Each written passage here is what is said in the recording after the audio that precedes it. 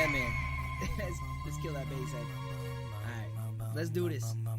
I'm on the air, we got this pockets flow. It's me and Tony on the mics, we gotta let you know of current events, little gaming, sprinkle in some entertainment. We stay humble, but our moms still think we're famous. Turn up the bass and baby, maybe let that magic flow. Our spoken word is all the things you really wanna know. Having a good time on the show, T-Bows and Matty G. Tune in and hit subscribe and join us on the FAQ.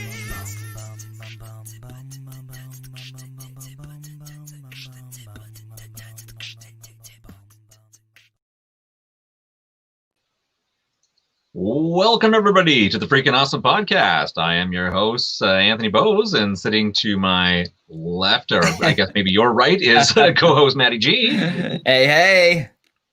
Hey, and we, of course, are continuing our all things spooky and wonderful through the month of October. Today, we have a very wonderful, very beautiful, and very talented guest, Debra Lamb, one of our Scream Queens of October. Debra, thanks for joining us today. Hi, you guys. Thanks for having me on. It's so good to be here. Well, we're very, very pleased to have you with us. I know you were mentioning just before we started the show here that you're live on location and working on a project as we speak.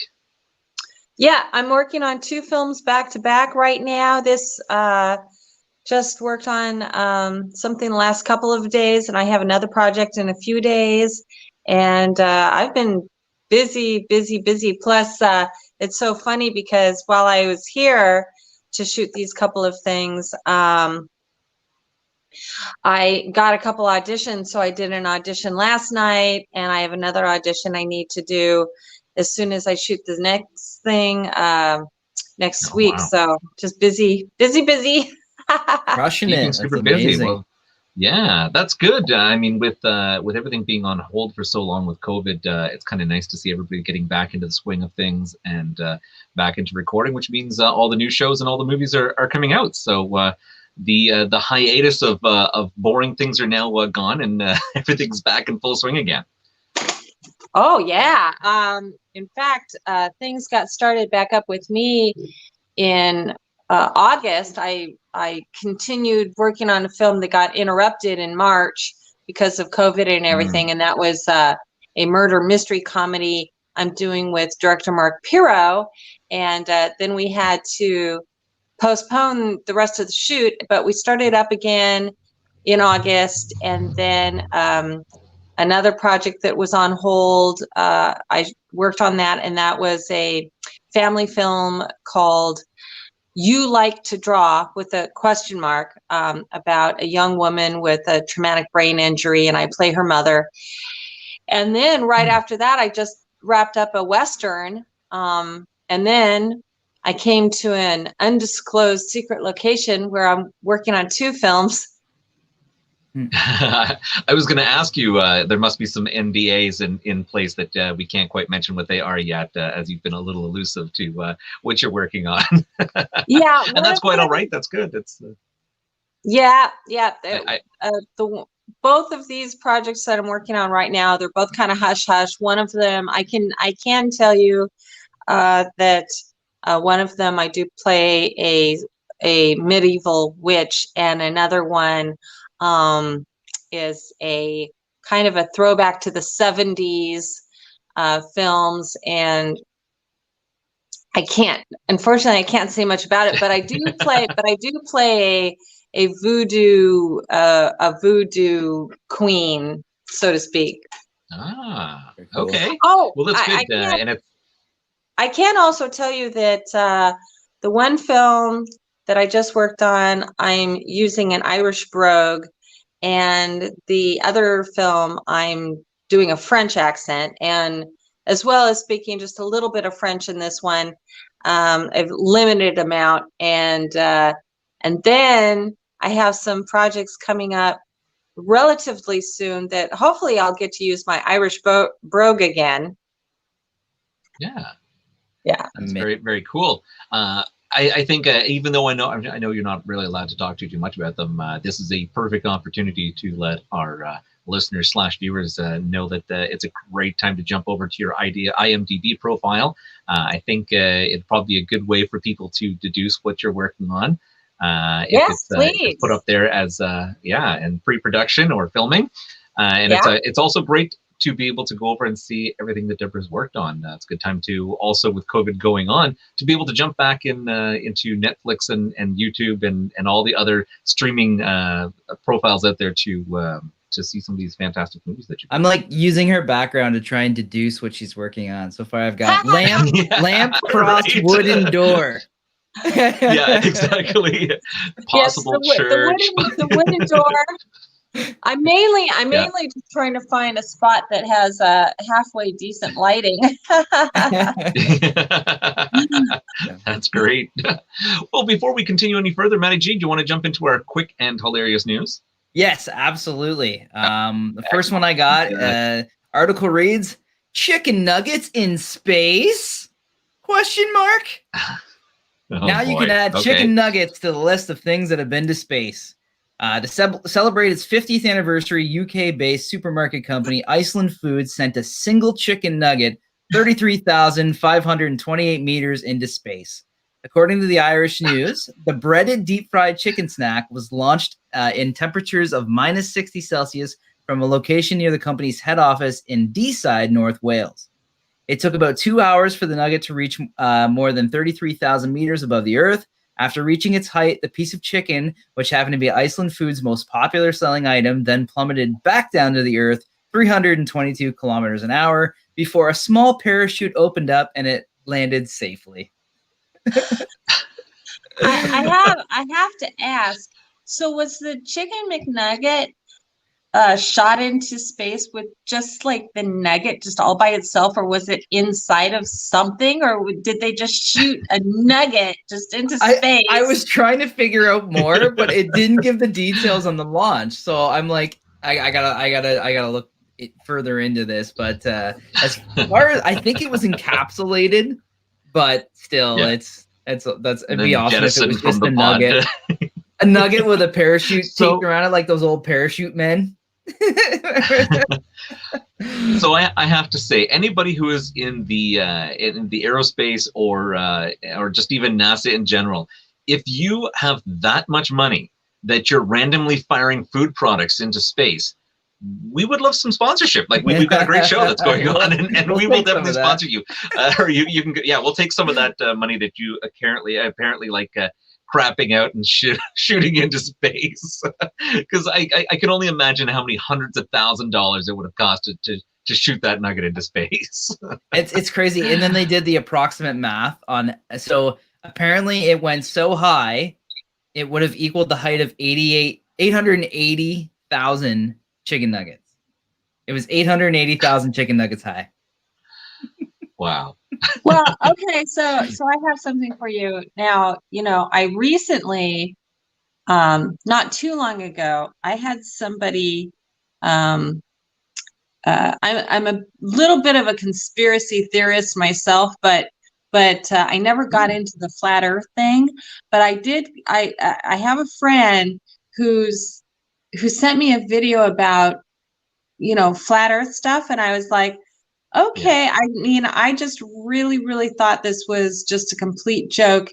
And after seeing some of the footage and articles, I'm like, I mean, I still can't go for the flat Earth thing. But I'm like, okay, well, I could see where somebody might like think, well, maybe. But I'm thinking a Chicken McNugget shooting up into the cosmos might have to debunk any flat earthing theories out there. Because I mean, how are you going to keep that thing going straight up so that it comes back down onto our disk of Earth and it's not flying off the edge? So right. Well, apparently there's some kind of dome, and I don't know. I don't remember the calculations of how high this dome would be that's encapsulating the flat Earth. But I'm thinking, can you imagine the Chicken McNugget shooting up into the top of the dome and going? And I can just imagine the sound effect, plunk, plunk, and then ding, and then shooting right back down. That's great. That's really I funny want that video of that. if- I want video of the Chicken McNugget Right? hitting the dome and being plunk. plunk. There's a there you go. there's a Actually, sci-fi Melissa Spencer. there's a Sorry, I sci-fi was gonna film say, in there somewhere, I think. Yeah, 100%. You know how many we come across nowadays just with these conversations, what we could put together. Melissa Spencer just messaged in saying, imagine being killed by that flying nugget. I think that would be one of the worst ways to go. Comes Well, down. it was coming down at 322 kilometers an hour. I mean, that Right? could kill you. Yeah, that's ridiculous. So Can you imagine all right, let's jump getting getting hit in the head by a frozen Chicken McNugget flying Right? back down to Earth? It would make the Well, same that was sound, my next I think. question. That was going to be my next question because it was actually going that far out into the atmosphere. Was it cooked on the way back? Oh, that's another they great Right? question. Like, I think. yeah, but I mean, pre-cooked anyway, so it's Due but to, it due to must have been- it salmonella must have been, like, concerns. really steaming hot by then. right? So They wanted someone to walking protect along the road aliens finds it. against salmonella. Yeah. If you're gonna send something up, make sure it's pre-cooked. All right, my article. This article I came across was a little glum, but I have to tell you, there was some humor in this, and I actually feel like her last wishes may have been a fantastic pitch. So the title on this though is a Minneapolis woman's obituary says, "In lieu of flowers, don't vote for Trump." So a St. Paul, Minneapolis woman who died at the age of 83 included one specific request to her mourners: don't vote for Donald Trump. Georgia May Adkins of Inver Grove Heights died of a stroke on September 28th at the United Hospital in St. Paul's. The pair of obituaries published by the St. Paul Pioneer Press included details of how she wanted to be cremated and then honored at a church service, but she preferred her friends and family not to patronize the florist, but in lieu not vote for Trump. Now, I got to say, it was a short and sweet article, and how could you not honor that woman's last request? I mean, she's got to at least have 100% of her family members have got to be like, oh, I can't vote for Trump. I have to honor this one request. So that is great. So anybody, put it out there in your wills right now. There's still time to state your own possible wishes on voting. I think that's a great idea. What's the actual date in the U.S.? Deborah might know that better than we would, actually. What is what? What's the vote? What is the official date to vote? What is the cutoff? I thought it was the 4th, or no, the 3rd. Wait, what? Gosh, I should know this. The 4th, right? Yeah, I thought it was. I Okay. thought it was the 4th. We're Canadian, though. It could have been. Ours is different. Yeah, you're yeah. Canadian. So I didn't know that. yeah, it's true. Yeah. So That's why we we're got so our own set of funny. problems up here, but yeah. That's why we're okay with timelines. Oh, I was trying to figure out a way to get my phone to stay up by itself, and I think I finally succeeded. There. Now I'm finally hands-free. Yeah. Yeah. Now, if you need to make any hand gestures towards us, you're fully clear to do that. I can do jazz It's a hands. good time to. There you go. All right, Matty G, what else you got? All right. So Kraft Mac and Cheese is in hot water over its Send Nudes campaign. So nudes spelled Go on. Nood. Okay. Like noodles. Yeah. In the immortal words of Helen Lovejoy, would someone please think of the children? What was supposed to be a comedic campaign that plays off social media culture has resulted in some online mothers getting their panties in a bunch. Kraft Heinz recently launched a campaign on Instagram encouraging people to send nudes as a tongue-in-cheek way to advertise its Kraft Dinner macaroni and cheese. However, it drew the fury of mothers who believe the company sexualized mac and cheese while being predatory towards children. I don't get that part. Oh my goodness. Oh my gosh. Yeah, just I a guess bunch, we can't. bunch of Karens. I know. I would hope that what's safe now to make jokes about. Zombies are safe, I guess. Zombies don't have that many feelings. Nazis are always safe to make fun of and to villainize. And but noodles, come on, Kraft macaroni and cheese. That's all American. You can't go wrong with that, right? And I can just I can just picture somebody taking pictures in a big vat or bathtub full of nice, gushy, warm, milty macaroni and cheese. I mean, just up to their here, and it sounds like a good time to me. Kind of want some mac and cheese now. It's like I got a hankering for mac and cheese as well. I'd buy it if Debra was selling it. Now I'm really hankering that mac and cheese. I want noodles. I want nudes. Well, it's and nudes. Okay, so it's so funny because the caption of the campaign said, "Why go out when you can stay home and send nudes?" All right, and apparently they're like shipping noodles and stuff like that, and I thought it was pretty clever, but I think it's pretty funny. Really funny. There was the big uproar over the what was that? The kids that dancing show where they were twerking. I mean, what was that show? It was just recently. Oh, yeah. I know what you're talking about. It was on Netflix, right? Yeah. What was it called? Yes. Oh, because they were so young. Well, I personally was like, there's just something really not right about this show, and I was happy to see people getting offended and cuties. Cuties. Yeah, cuties. I was like, this just doesn't sit right with me either, and I'm not any type of prude at all, but that I thought, this just isn't right. It's just too kind of pedo, and but macaroni and cheese with saying the stuff about send us your nudes like as in noodles. I mean, that's just good old American clean fun. Right? It's cheesy fun. Everybody loves cheese. Marketing.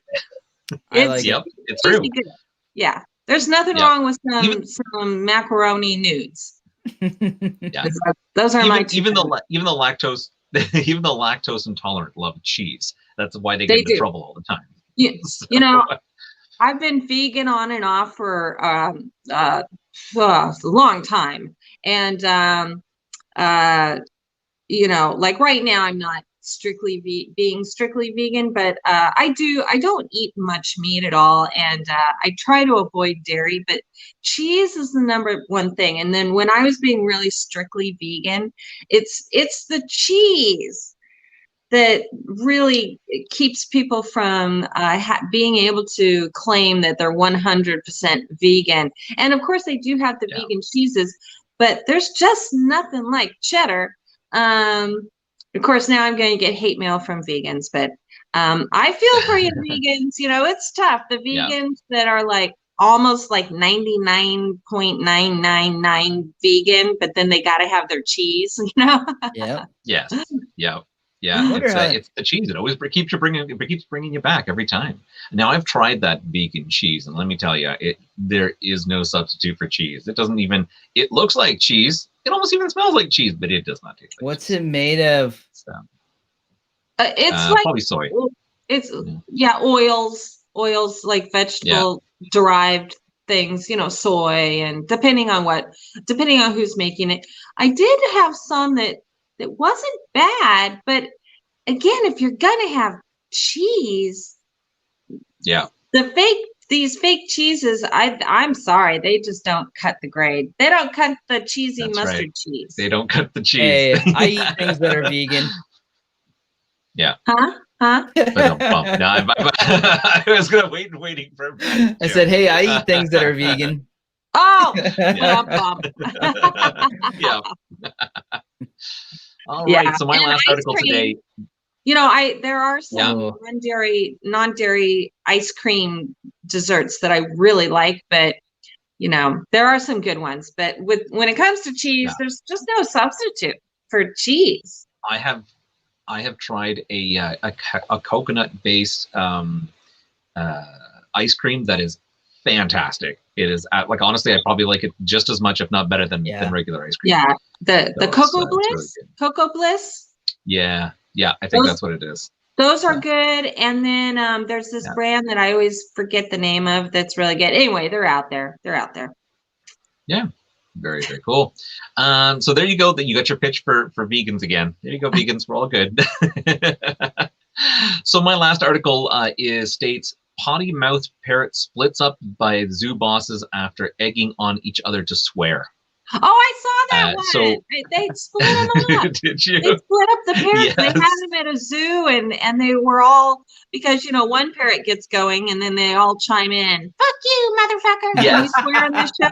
That's exactly what it is. Are we okay? Yeah. Are we okay? Oh yeah, totally explicit. Okay. Yeah. Oh yeah, 100%. We are explicit, so that is good.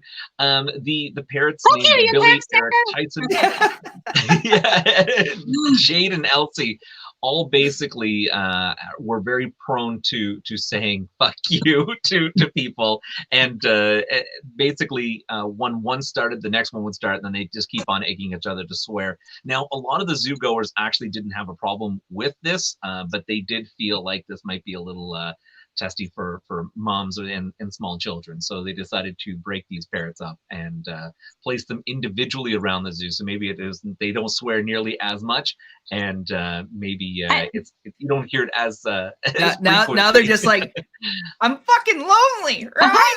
I think that's cruel. I think that's just cruel to split them up. Yeah. Well, they could stick a couple of the parrots in with the gorillas, because you know how those gorillas like to give the finger.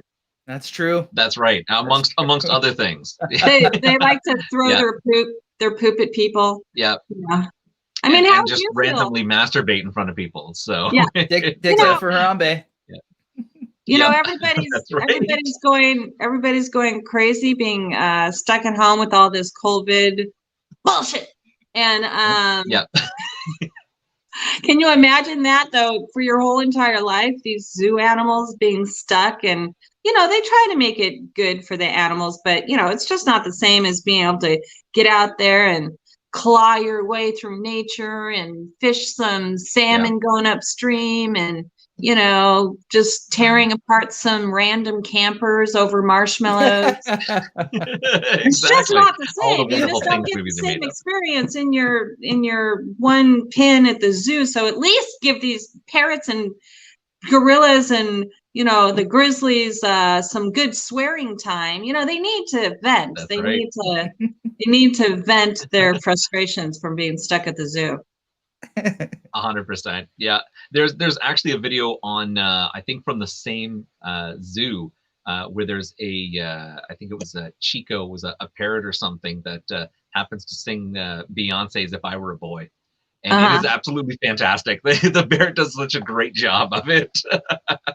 So I mean, what, a bird wants to swear, or a bird wants to sing, I'll let it do its thing. I mean, if it's stuck in captivity, I can imagine all those birds are sitting there now, and they're probably, unlike maybe being lonely, they're just like, oh, fuck, right? Just sitting there like, oh, we pushed it too far. They need to get a bunch of parrots together and teach them Beastie Boy songs. Oh, I could get behind that. Great. Yes. That sounds like an awesome America's Got Talent segment. Yeah, right. Can you picture some parrots saying, "You gotta fight for your right to That would be wonderful. I would actually pay to see that. I really would. Me too. I would. So there we go, people out there. Yeah. Showmen and show ladies out there, make sure that if you're hearing this right now and you do make this happen, that you kick back a little towards us for coming up with the idea. I get the credit. I get the credit for that one. Debra gets credit. That's right. Yeah, that's on you. Yep. So we just get free tickets in. That's all. So we can record it. Yeah. I want front row seats. Yep.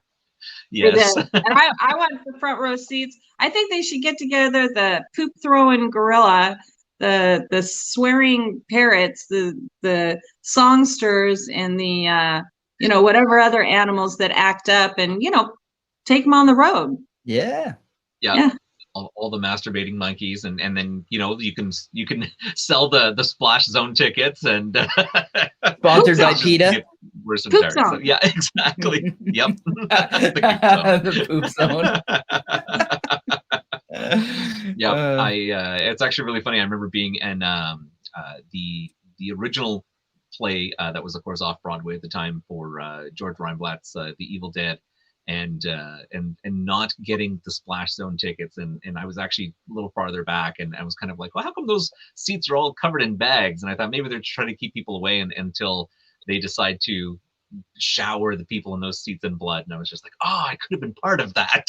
Yeah, But, that's such an awesome idea. We actually had George on the show. yeah, it was that was a super fun one. So Wow. if you ever so get a chance cool. to go see The Evil Dead at the play, it is absolutely fantastic. So it's just as good as everything from the cult classic movie, right on or just off Broadway, and it's Cool, super super fun. Yeah. So. Right on. So speaking of Halloween and all things spooky, what are your Halloween traditions? Depending on what I'm doing. Well, I always watch lots of Hammer films. I love the old school traditions, the black and white, the originals, the Mummy, the Mummy Returns, Abbott and Costello meets Dracula. That's a great one. Vincent Price movies. I'm a big Vincent Price fan. Let's see. There's Wolfman, of course, the original Wolfmans.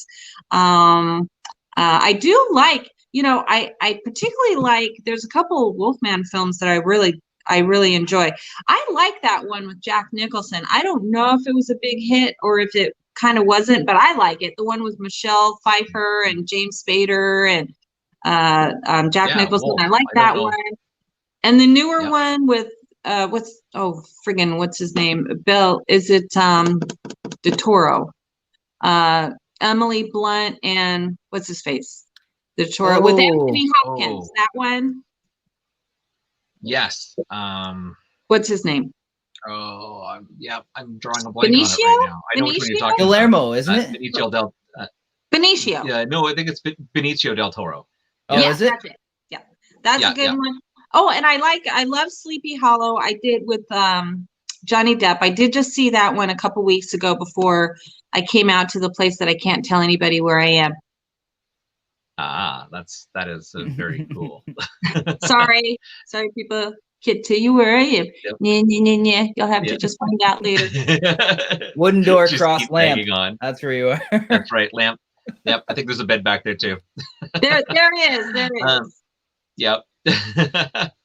Actually, one of my favorite werewolf style movies, if you ever get a chance to see it, is a European, I think it's a Scottish film, and it's called Dog Soldiers, and it's all about. Is that Scottish?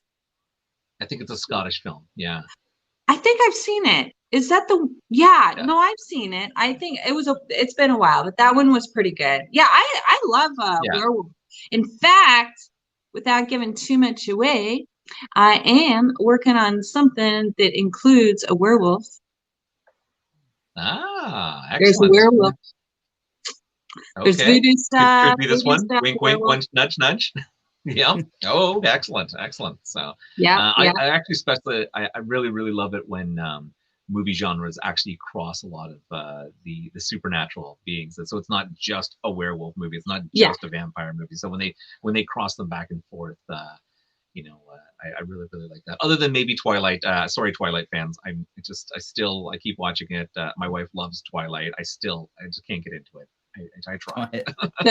But which one? The original Twilight Zones? Which one?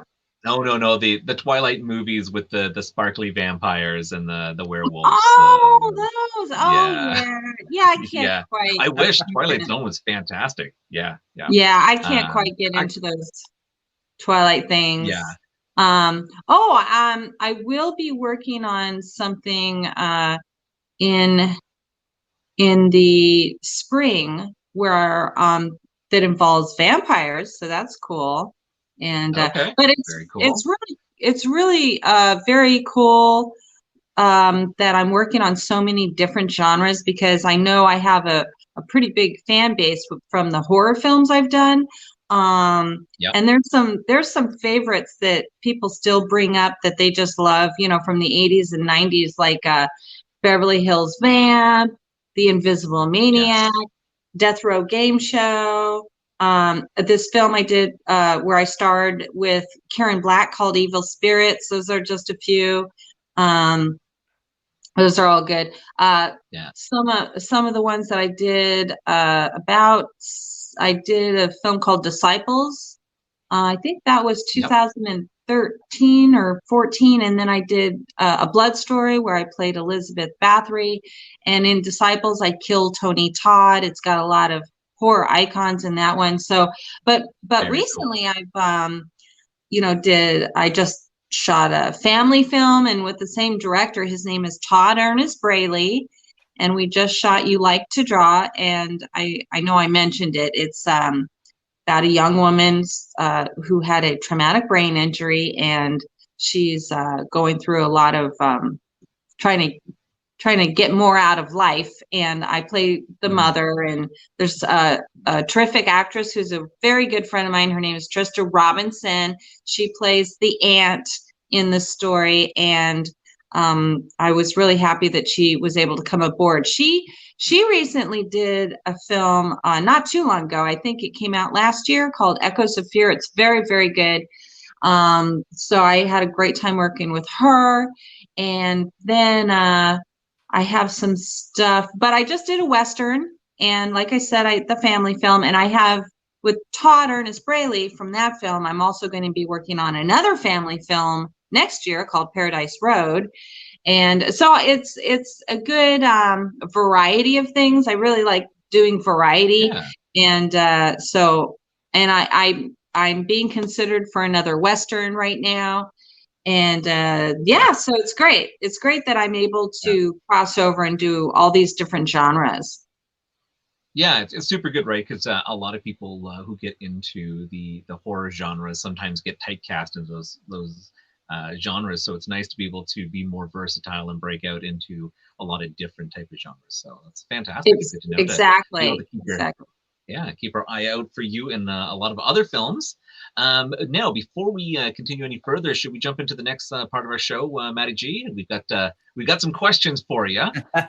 We actually have what's called our slightly slower than average rapid fire questions, where Maddie G is going to ask you a series of questions, and you just give us the first thing that comes to your mind. Okay. All right, let's do it. All right. Question number one. What made-up word would you register into the English language?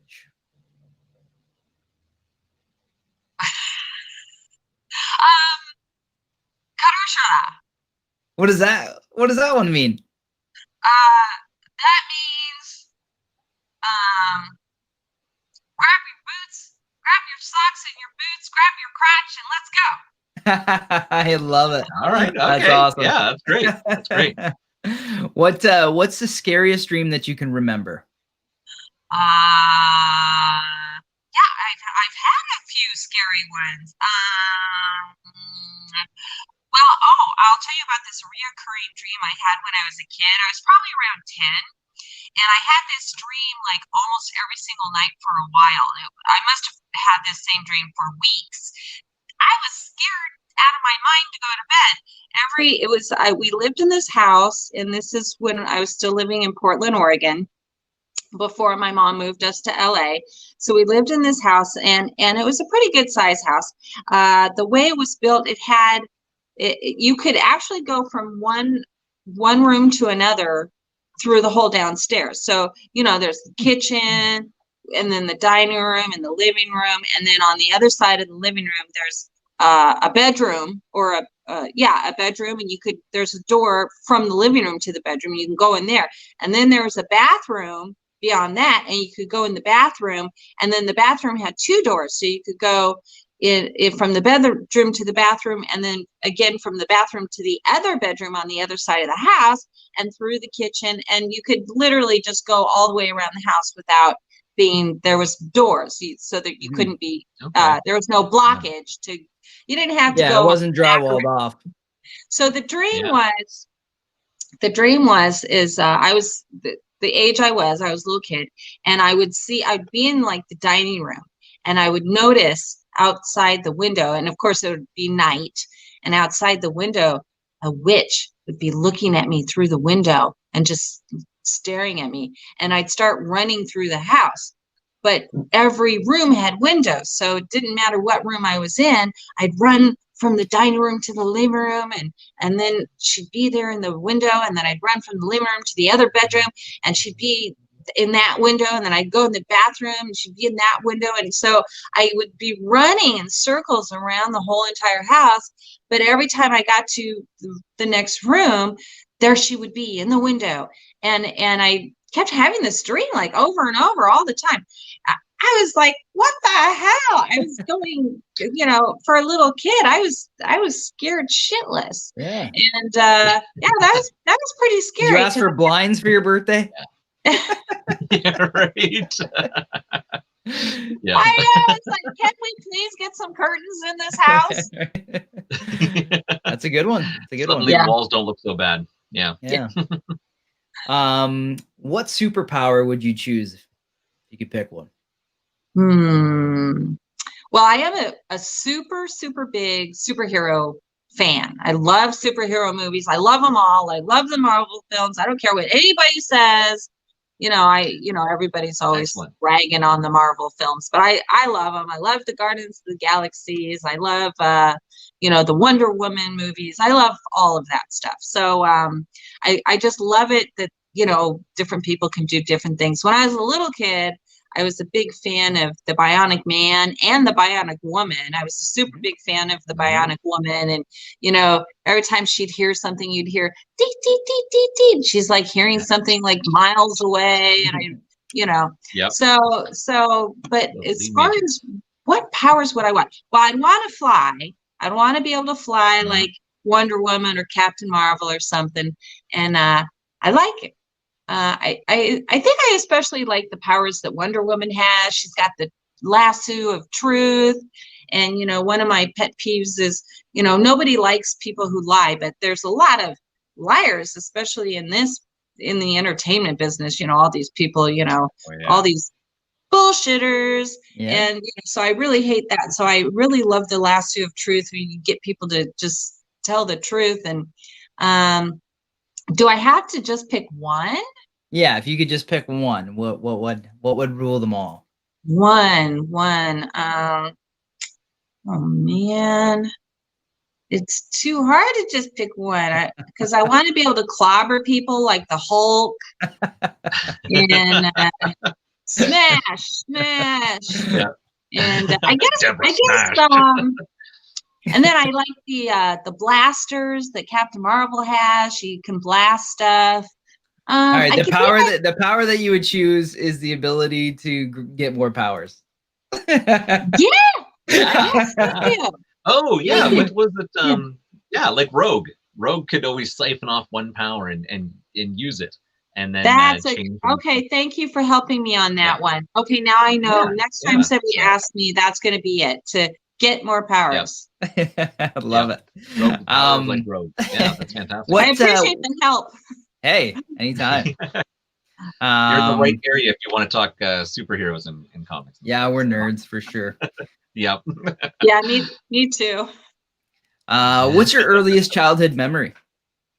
Oh, well, it's probably the time that my mom was chasing me around our trailer park home, and I was a little kid, and I guess I did something to piss her off, and she was chasing me around and around with I don't know, she was holding something like a belt or a spatula, something to hit me with, and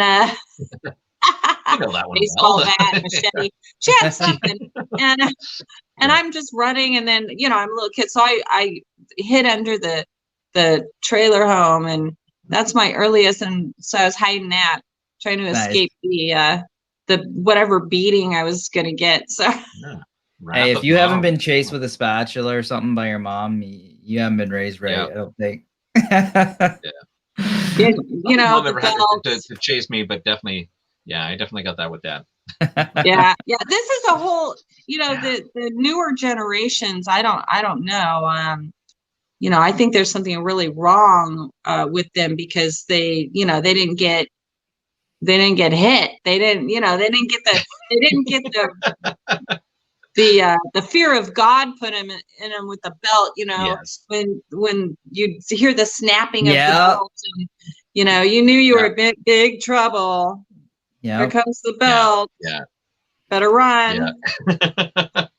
Yeah. It's actually really funny that it actually for us, the belt was always of course a fear, but eventually it got to a point where it didn't matter where you were, you knew if Dad was pissed, because I remember once my cousin and I were joking around, and I think we were sitting in church or something at the time, and the priest was talking about Noah's Ark and putting all the animals and 2x2 and everything, and I remember leaning over to my cousin and saying they're making holy stew, and he started laughing, and then we just had this feeling, and we look over, my dad leaning over and staring down the aisle because he was at the far end, and I was just like, oh man, we're gonna get the crap beat out of us when we get home.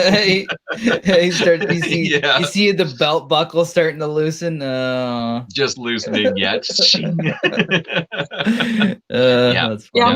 One time my mom was always experimenting with food when me and my little sister were kids. So one time she made us eat these squid patties, and they were not good. And so she was being such a hypocrite because she didn't even eat the squid patties. She just made us eat the squid patties. So we're sitting there, and she gives us these squid patties, and I don't think she really knew how to cook them. So they were just like heated up squid patties. And so me and my sister are taking bites of these squid patties. We're little kids. And we start laughing, because my mom's being like really serious about these squid patties, and they were bad. So we're eating the squid patties, and she was getting madder and madder. And the madder she got, the more we were laughing. And then comes the belt. And then she just starts whacking us with the belt. She's just whacking away. She's so mad. And we were just like laughing over these squid patties because I remember my dad driving in the car, and then me and my sister would get into verbal battles in the back seat. And I remember my dad just reaching back and just swinging. If you got hit, if you didn't get hit, you're lucky that day. That's funny. That's funny. What activity makes you the happiest? I would have to say acting. Yeah. I think it really does make me the happiest. I also do like production type stuff, but and I write too. So I really enjoy writing, but above anything, acting, it can be like kind of torture, but it's like getting a tattoo. It hurts so good, Mm-hmm. Very cool. Yep, but I really love acting. I love it when I get to work, especially because there's all different styles. Directors have all different styles. I've worked with all sorts of different people, and and then fellow actors also have. Everybody's different. They have their way they like to work. I especially like it when I'm able to be part of the collaborative creativity of making the thing happen, or even if like somebody wrote a script. But I got to do this with Todd Ernest Braley a lot. He welcomed suggestions, and he welcomed like changes in dialogue, and so I really love it when I get to work with people like that. I also had a really good experience in that regard with working on the Western I just worked on called Showdown in Yesteryear. The directors, it was actually co-directed by Timothy O'Hearn, and the cinematographer, who is Aaron Bratcher. So they were both directing, but it was very collaborative. And also the kind of hush-hush projects I'm working on right now. One of the projects I actually am a contributing writer to the project, and but there was a lot of collaboration on that, and so that's it. I'm never happier than when I'm working on a film and in front of the camera, I'd have to say. Very cool. Very cool. Great. Excellent. You're in the right trade then. What foreign language would you most like to learn? Well, I took Russian in high school. I had That's cool. Russian Yeah. my last year of junior high, so that I guess that's 8th grade, and my freshman year in high school. That was when I was still in Portland, Oregon, before we moved to LA. So I took 2 years of Russian, and I love Russian. I love Russian, and I don't really speak hardly any of it anymore, but I was getting pretty good at being able to carry on a conversation in Russian. And in the film Disciples, I do a Russian accent. And in A Blood Story that I did a couple years later, both of those were done by director Joe Hollow. And in A Blood Story, I have a Hungarian accent. So I love to do accents. But it was it was great that I was able to finally do a film where I could do a Russian accent, because I love Russian. I love the Russian language. And someday I keep saying, well, one of these days I'll get back into it. I'll take Russian again. I'll learn it, where I can actually speak Russian would be great. So I did Ancestry DNA a few years ago.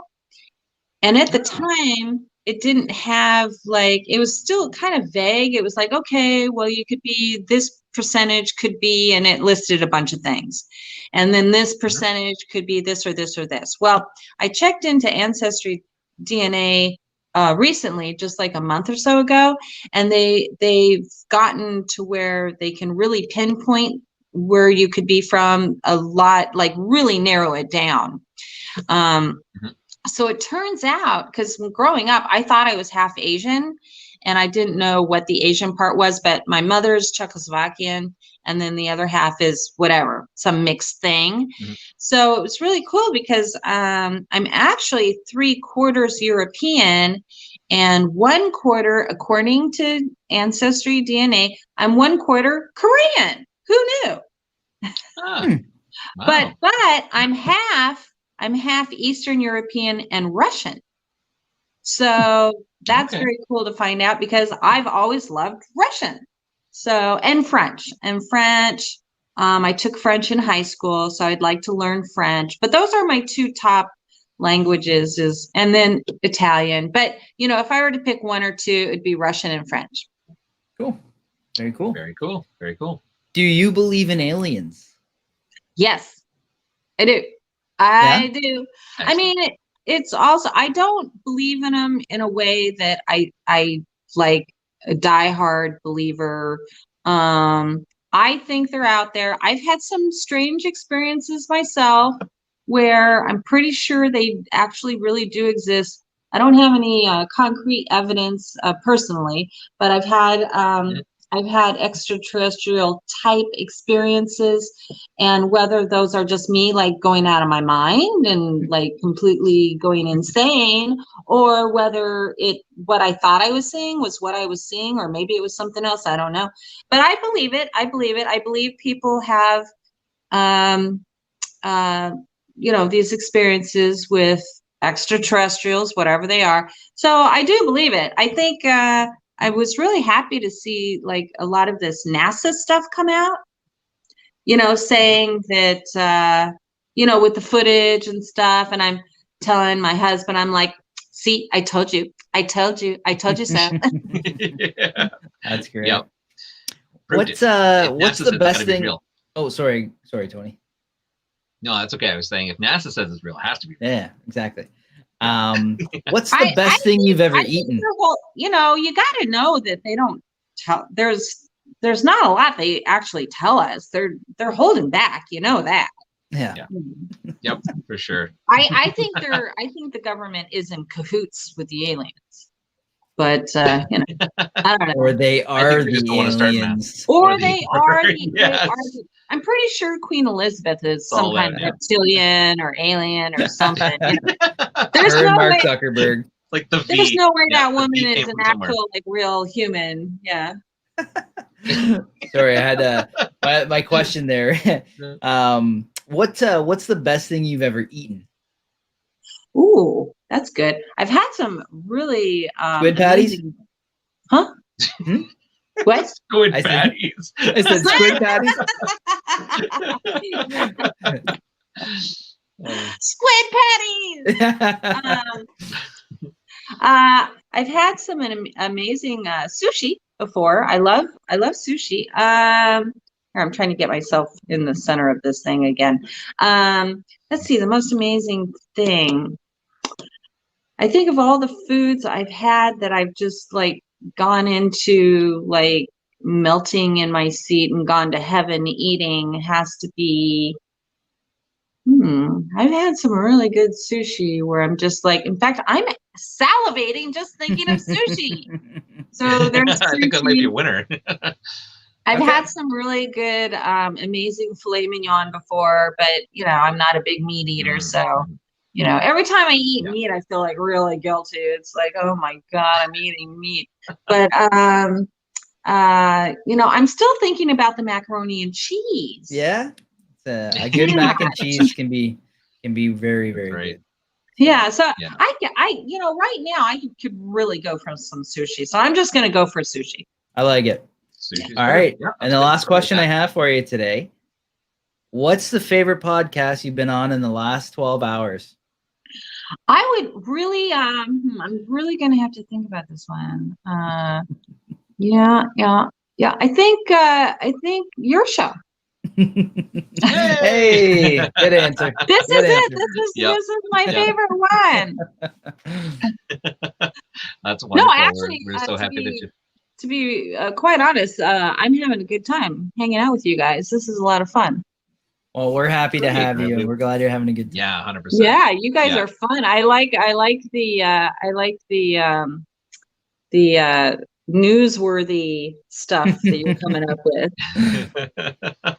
Yeah. Well, you know, not a lot generally happens up here in Canada, so we have to reach out to all the other fantastic places. Oh, and they're amazing. Oh, you guys are from Canada. Okay, I've got something Right. I have to talk to you about. Okay. Okay. So I was in a film, which is a big favorite among we love in America, and I'm sure all over the world. It's a favorite universally. I'm sure is Planes, Trains, and Automobiles. Oh, John Candy. Right? Yeah, right? John Candy. Yep. Starring John Candy and Steve Martin. Okay, so way back, long time ago, I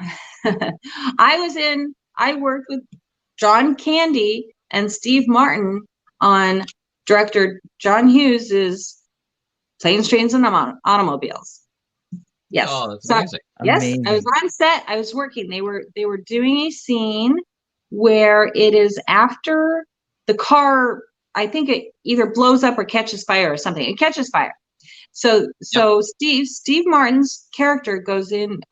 He's throughout the whole film he's trying to get home to his family for Thanksgiving.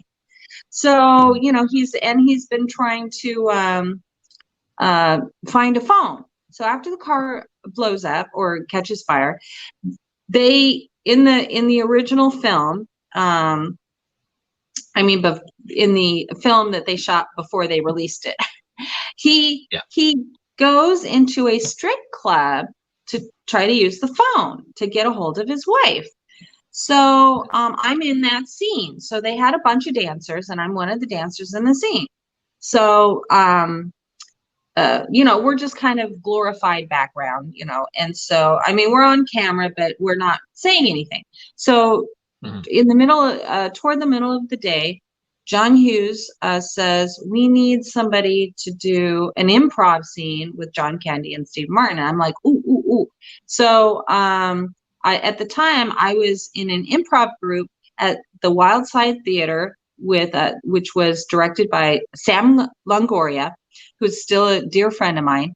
And so I was doing improv on stage every week, and I was part of this improv troupe. So I said, ooh, I do improv. So I was chosen among the dozen or so dancers that were there. And so now in the scene, we're in a strip club. So they wanted somebody to be topless. And I think a lot of the girls weren't willing to go. They didn't want to show their boobies. So I'm like, okay, I'll do it. I'll show my boobies. So I'm in this whole scene with John Candy and Steve Martin. And so I'm on stage, and John Candy's character comes up to me, and he starts, how his his shtick is he's always like tongue tied and shy, and he's like rambling. Yeah. So he comes up to me, and then we're just doing improv. So he comes up to me, and we start bantering and talking, and I start talking about how I love doing everything naked, and I love being naked, and this is before Seinfeld. This is before the episode where Elaine is in the bar telling the guy that she likes to do things naked. This is way before then. She stole that from me, I swear. So anyway, so I'm saying, yeah, I like to vacuum naked and do it. So we're just kind of doing this thing. So Steve Martin comes up behind him, and he's trying to get John Candy, he tried to call his house, and he's trying to get John Candy to leave. So he comes up, and I start insulting Steve Martin. Now, it's not, nobody told me to do it. I just started, teasing him and saying shit. I was saying shit to Steve Martin. So just improv. So it was really funny. So then Steve Martin gets all excited, John Candy was very excited, and Steve Martin gets insulted. So he drags John Candy away. So when we were done with the scene, it was just a one-take thing, really. When we were done, John Hughes is sitting there. He's practically rolling on the floor, literally laughing. And everybody, the whole cast and crew, there was a lot of people there. The whole cast and crew, they all start busting up, and it was very funny. And I was like, yay, I was funny with John Candy and Steve Martin. That's awesome. So whenever it was, I don't know how long it took, but months later, I get this invitation to go to a private screening at Paramount to see the film. So when we get there, my boyfriend at the time and I went, and so I was handed this like one sheet. I still have it. It had all the names of all the cast and crew on the film, and my name was on it. So I was really excited because I'm like, cool, I didn't get cut out, I hope. So I go in, we sit down. Before the movie started, a gentleman behind me was one of the editors on the film, and he says, "Oh, I recognize you. You were so funny in that scene." And I'm like, "Oh, yay, I didn't get cut out." I was so excited because I was thinking, "Oh my God, this could be my big break." So in a big scene with John Candy and Steve Martin, and I'm being funny, and topless, funny and topless. You can't beat that. Right? Those are my two favorite things. Like, right?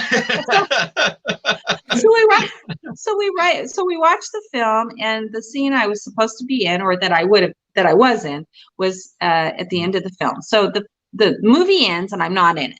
So after, the lights come up, and the guy behind me says, "I'm so sorry. When I was working on the film, your scene was in it." He said, "I didn't know you got cut out." And so it was very disappointing. And then we go out to the parking lot to the car, and I'm like crying. I'm like, "Oh yeah, I wasn't in the movie." So, okay, so this is a story I've been telling for years, because a lot of people ask me about planes, trains, and automobiles, because everybody loves planes, trains, and automobiles. So I had a friend of mine, Michelle Nesk, who I worked with about a year and a half ago on a film called 333 Illuminati.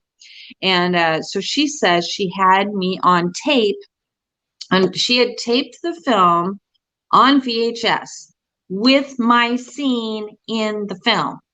So I'm like, "What? You saw me?" And she's like, "Yeah, I saw you. And I'm like, what?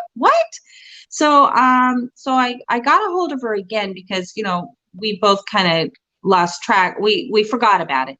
So I got a hold of her again to say, "Can you find that tape?" So she says, "Oh, I'm sorry. In one of my moves, the tape got ruined because it was in a flood." And I'm like, "What?" So then, about maybe 6 months ago, I had somebody who's like a fan message me and say, "Oh, I didn't know you were in Planes, Trains, and Automobiles," and say that fast 3 times, right?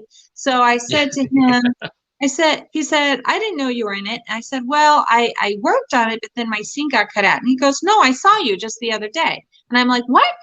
You saw me in the film?" He says, I saw you. You were in the scene." He described the scene. I'm like, "What?" I said, "How did you see it? Where? What? He's in Canada." So it turns out my friend who said she saw it and that she taped it, but the tape got ruined. She had taped it when she was staying in Canada. It was on Canadian TV.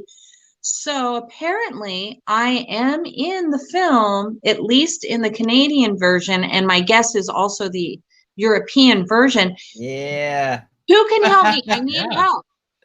That's There we go. amazing. So I for need all our help. listeners out there, if you have seen Deborah topless in a movie and it might be a Canadian production, make sure that you let us know and we'll have to get her a Yes. copy of Send it. us But links. I'm surprised actually.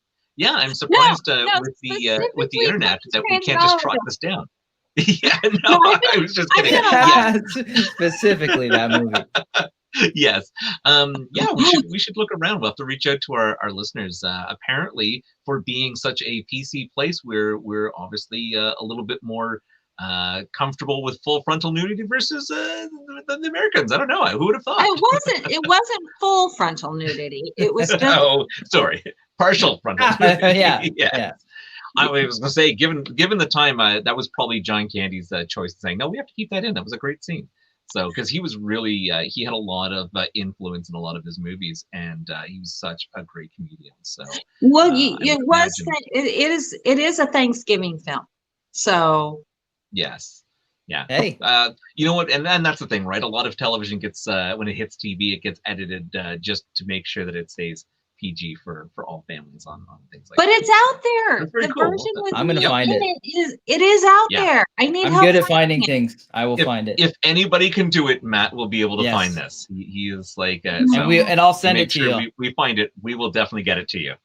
Oh Yeah. my God, I would love that so 100%. much. Yeah, that's excellent. Well, we are rounding our time. Do you have any social media links, any things that you'd like to pitch up that you're working on, any passionate things that like charities or anything that you're like to pitch at all? Well, I'm easy to find. I'm on Facebook. I have an easy name that makes things nice. You know, Yeah. I have actor friends. It's like, what kind of a name is that? But Deborah Lamb is easy. You can't screw it up. But I'm on Facebook. I have a fan page, but I mainly deal through my regular personal page because I'm so busy. I haven't posted anything on my fan page in ages, but I've got a website which I need to update. I'm on Twitter and Instagram. I don't use Twitter a lot, but I'm on there. But it's the Deborah Lamb. And I'm one of the Debras that spell it Debra, not the Deborah. I'm a Debra. And so I'm easy to find. You can, if anybody has trouble finding me somewhere, just Google me because it's all on there. That's true. And for all our listeners on the road who are going to be listening to this after this recording, we'll make sure that we put a picture up of Deborah on our guest section of our website, as well as all her social media connections as well. But you did ask me if I wanted to promote things, and I just wanted to give a shout out to all the directors I'm working with. Mark Perot, the murder mystery comedy is The Deceased Won't Desist, so keep your eye out for that. Todd Ernest Braley's You Like to Draw, and also coming up Paradise Road, which we'll be shooting next year probably. A couple secret directors, I can't shh. And then William. But they know who they are. William Lee, I'll be working with next year. I was supposed to work with him during this whole thing, but I'd definitely be working with him next year on a martial arts action film. Cool. And I'm going to be working. Oh, one of the things I want to give a shout out to is director John Rain. I'm going to be working with him on Evergreen is the Blood coming up. So I have a lot of great, and Timothy O'Hearn and Aaron Bratcher, and the screenplay written by Gregory Lambert is Showdown in Yesteryear. So that's a Western. And I want to say to all my Western directors out there, put me in your Western, because Westerns are my very, very favorite of everything. I love Westerns. Excellent. Very, very cool. In fact, we've had a couple Western actors / directors on the show, so maybe we can reach out and connect you if they're doing something. We'll see what we can do. Okay. You never know. Yeah. Excellent. Well, thanks again for being on the show and taking some time. I know we almost weren't able to get you because of your busy schedule, but we really super appreciate it. It wouldn't have been quite Halloween without having you on. And hopefully yes, we and can for all, spin around. and one last thing, I have to give a shout out to all my horror fans. I love you guys. I wouldn't be where I am without my horror fans. I got to give a shout out to the horror community. As much as I love doing all genres, I got to say, I really have so much love and gratitude for my horror fans and all my fans, but a good majority of those are really huge horror fans. And I give all the kudos to you for, because I really wouldn't be here without you. So thank you so much. Wonderful. Excellent. Well, we'd love to circle around with you and have you back at some point, maybe in the new year, when Yes, you've please. released, of course, maybe some of these secret projects, and we can talk more about Yes. those. Yes. That'd be wonderful. Excellent. Well, thanks again for being on the show, Debra. Hope you have a very wonderful and safe Halloween and enjoy working on your secret projects. We look forward to hearing more. Thank you. And thank you, Anthony. Thank you. Now you have Maddie on there, but is it Matt or Maddie? Maddie's my nickname, but it's Matt. Okay, Yeah, Matt. yeah, Okay. I was gonna say, Maddie, what is it? Is that Scottish? Yes, it's I think I'm a little bit of everything. Okay. Yeah. Well, he's like a Hein 57 of I'm the best looking mutt you'll ever see. Me too. I'm glad. But I had so much fun with you guys. I love your show, and please have me on again because I really had a blast. Awesome. We're glad you had Excellent. fun. We'll Thank you so much. again, for sure. Thank you. Have a wonderful evening. Thank you. Good night. Take care. Good night, everybody. Night.